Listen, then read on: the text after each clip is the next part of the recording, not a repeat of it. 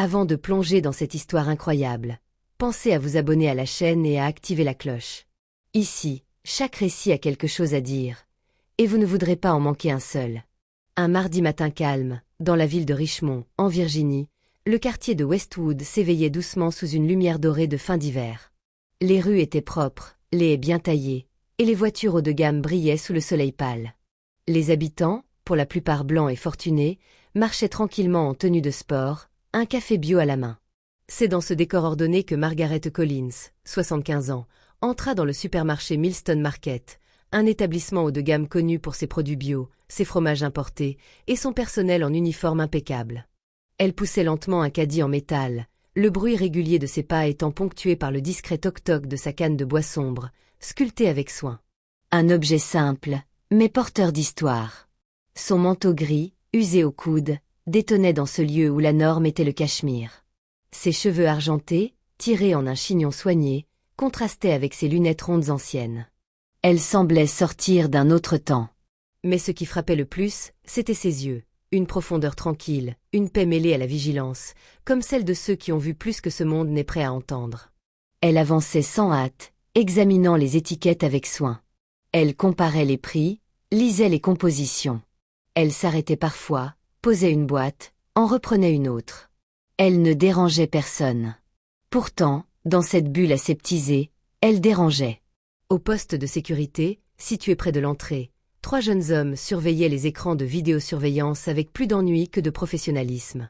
Kevin Ross, 27 ans, fraîchement promu chef d'équipe, cherchait à prouver qu'il savait repérer les comportements suspects.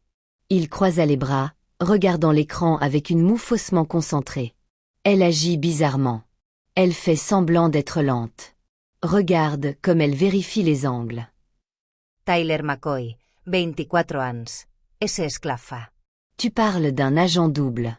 À mon avis, elle planque des trucs dans son manteau pour les revendre au marché noir des maisons de retraite. Le troisième, Brian Fisher, plus discret, haussa les épaules. Vous exagérez. Elle fait juste ses courses.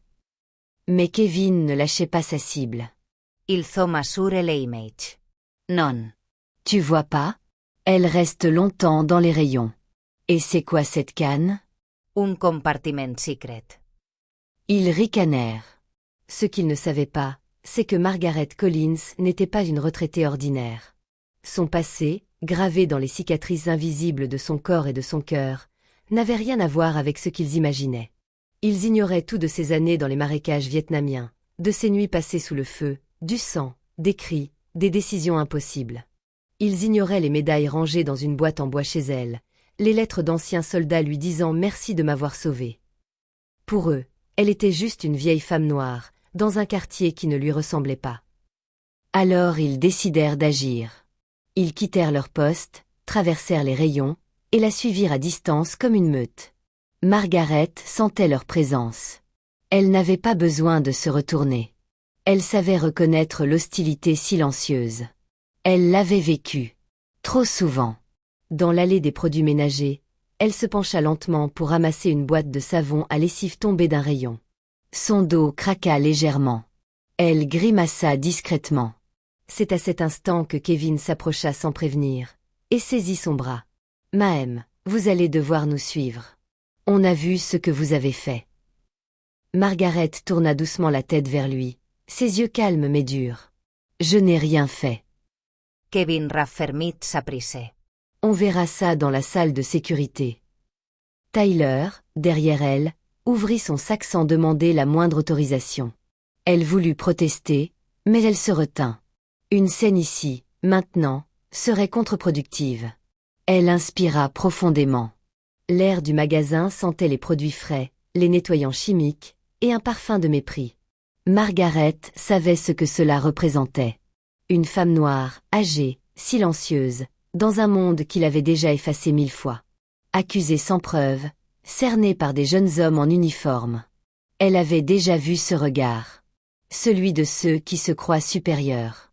Celui de ceux qui croient que le pouvoir se mesure à la force, au nombre, à la jeunesse. Mais lorsqu'ils commencèrent à la pousser vers l'arrière, la forçant à reculer comme une coupable, elle trébucha. Elle chancela, et Brian, maladroitement, tenta de la retenir, mais en la serrant trop fort. Elle ferma les yeux. Une ancienne douleur dans son épaule refit surface. Celle d'une blessure ancienne, au Vietnam, quand elle avait porté un camarade sur ses épaules, sous la pluie de balles. Elle se redressa. Lentement. Majestueusement. Puis, d'une voix grave, posée, qui ne tremblait pas. « Je vous conseille d'arrêter. Tout de suite. » Un silence tendu. Puis un éclat de rire moqueur. Tyler Lanka, hilare. T'as vu? Elle se croit dans un film. Mais il ne savait pas que Margaret Collins n'était pas une actrice. Elle n'était pas dans un film. Elle était la réalité. Et la réalité allait leur tomber dessus, en un éclair. Dans un instant suspendu entre l'humiliation et l'alerte, Margaret Collins ferma les yeux une seconde de plus. Elle rassembla ses souvenirs. Pas ceux de la douleur. Ceux de l'entraînement. De la discipline. Du devoir. Puis, en un éclair, tout bascula. Dans un mouvement fluide, d'une précision presque surnaturelle pour une femme de son âge, elle fit glisser son bras hors de la prise de Kevin, tout en se retournant. Elle pivota sur sa hanche gauche, la canne serrée dans sa main droite, et la fit fuser à l'arrière du genou de Tyler.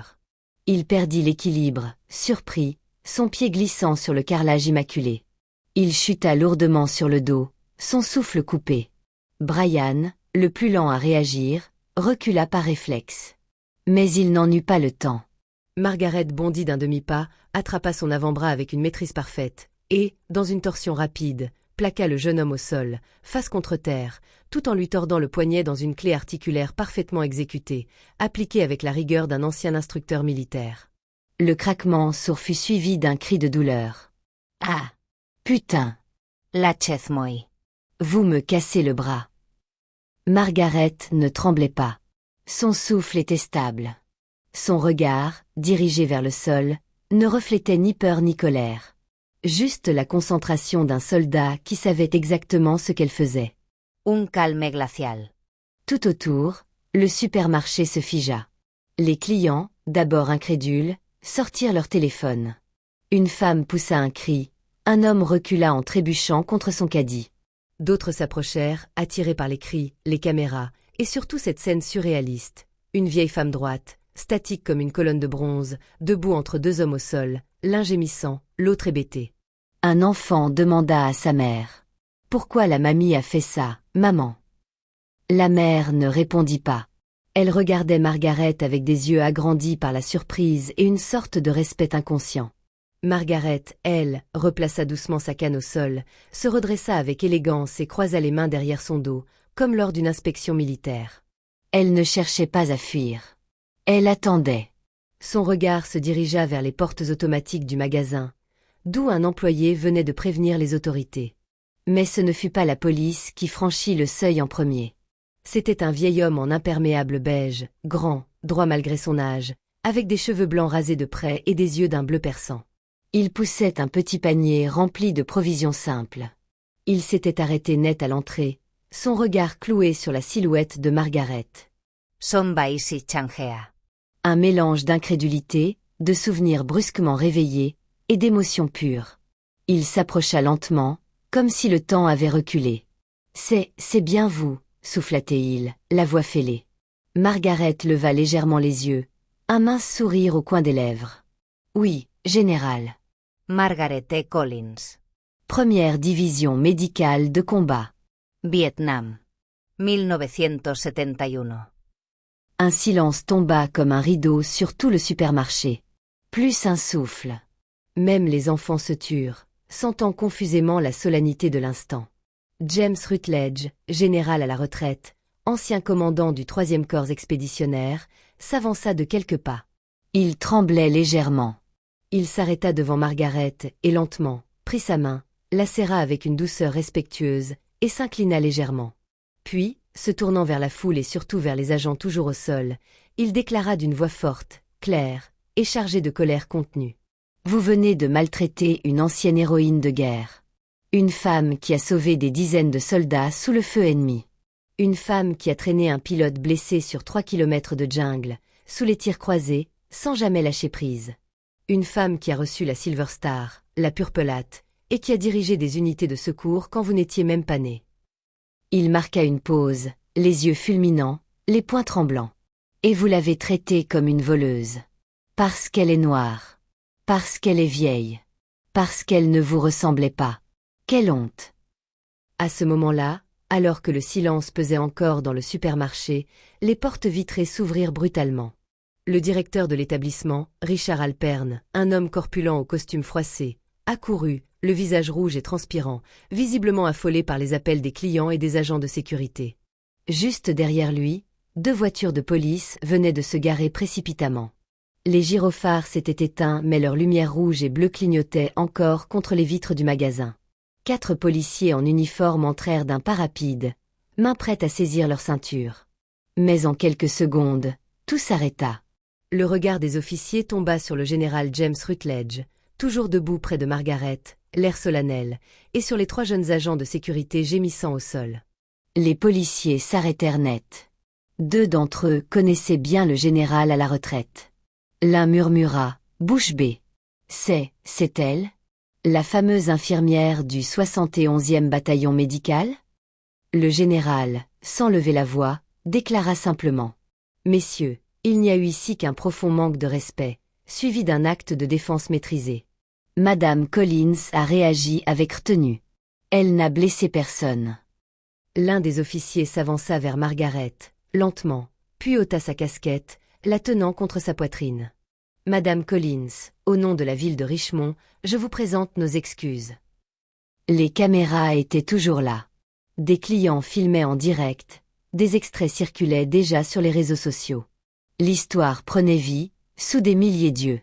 Les hashtags se multipliaient. Almohadilla respect Margaret, almohadilla veteran invisible, almohadilla never judge. Le directeur, voyant le désastre, tenta de reprendre le contrôle. Madame, je vous présente nos excuses les plus sincères. Ces agents ont agi de façon précipitée. Le général Rutledge tourna la tête lentement. Ils n'ont pas agi précipitamment. Ils ont agi avec préjugés.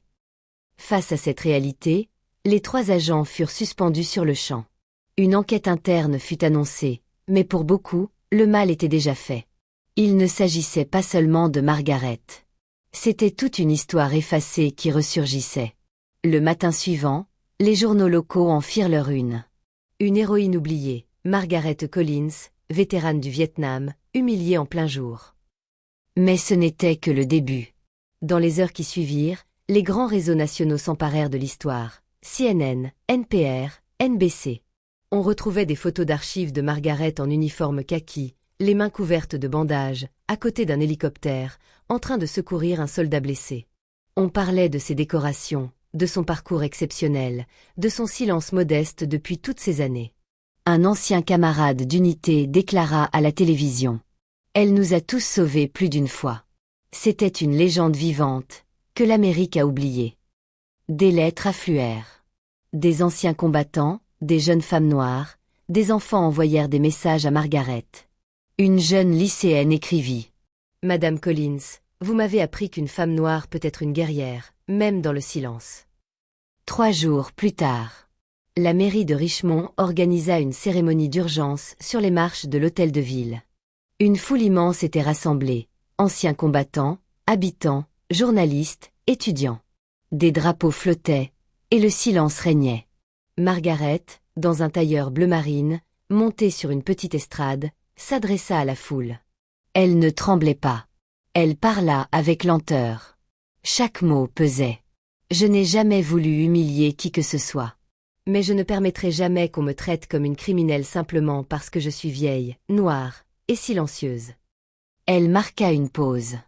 Le vent fit bouger doucement la médaille en forme d'étoile qui brillait sur sa poitrine. Le respect ne se négocie pas. Il se mérite. Et parfois, il se défend. Un murmure parcourut la foule, avant que des applaudissements éclatent, puissants, longs, sincères. Certains pleuraient. D'autres saluaient. Tous comprenaient qu'ils n'étaient pas seulement face à une vétérane. Ils étaient face à un symbole. Ce jour-là, Margaret Collins ne devint pas célèbre. Elle devint immortelle. Elle incarna le courage silencieux, la force oubliée, et le refus de disparaître dans un monde qui regarde souvent sans voir. Elle rappela à tous que chaque ride, chaque cicatrice, chaque silence cache une histoire. Et qu'en un instant, l'histoire peut revenir pour réclamer justice.